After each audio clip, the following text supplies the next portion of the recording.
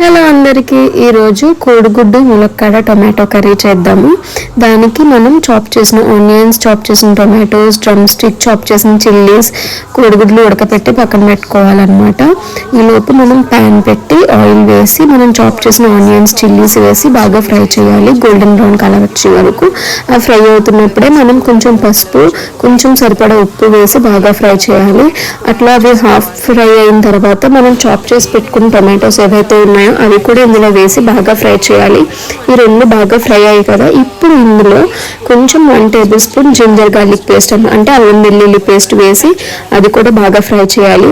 అది బాగా ఫ్రై అయిన తర్వాత డ్రమ్ స్టిక్స్ ఏవైతే వాష్ చేసి పక్కన పెట్టుకున్నా అవి కూడా వేసి కొంచెం మూత పెట్టాలి. 2 పచ్చివాసన పోయే వరకు మగ్గనివ్వాలన్నమాట. ఇలా మగ్గుతున్నప్పుడు ఆల్రెడీ మనం బాయిల్ చేసి పక్కన పెట్టిన కోడిగుడ్లు ఏవైతే ఉన్నాయో అవి తొక్క తీసి ఒక ప్యాన్లో కొంచెం ఆయిల్ వేసి పసుపు వేసి ఇట్లా ఫ్రై చేస్తున్నాం.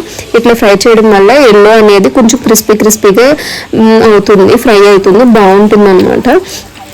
ఈ బాయిల్ చేసిన ఎగ్స్ కూడా ఇందులో వేసేసి మన ప్యాన్ ఏదైతే ఉందో ఇందులో వేసేసి ఒక సరిపడగా కారం వేసి కొంచెం వాటర్ వేసి లిడ్ అనేది క్లోజ్ చేయాలి. 5 మినిట్స్ మగ్గనివ్వాలి.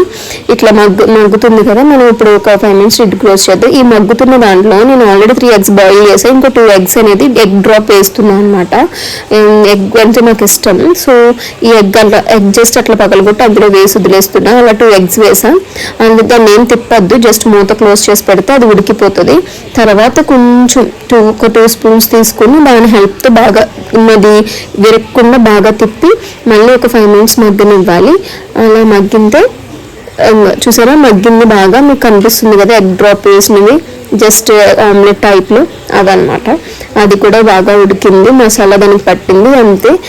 ఈ కూర అనేది ఆల్మోస్ట్ రెడీ అయిపోయింది అనమాట. మనం స్టవ్ ఆఫ్ చేసి సర్వింగ్ బౌల్లో తీసుకుని సర్వ్ చేసుకోవడమే. కోడిగుడ్డు ములక్కాడ curry ready to serve and ready to eat. Thank you.